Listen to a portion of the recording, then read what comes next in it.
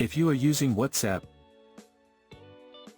and want to share your contact effortlessly, you can create a link that allows others to message or call you directly.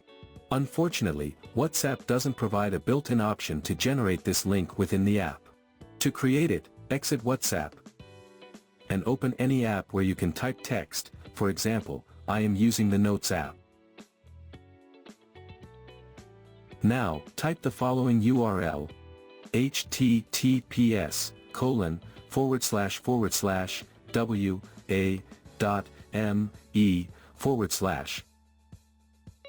followed by your phone number, including your country code, without any symbols such as plus or minus.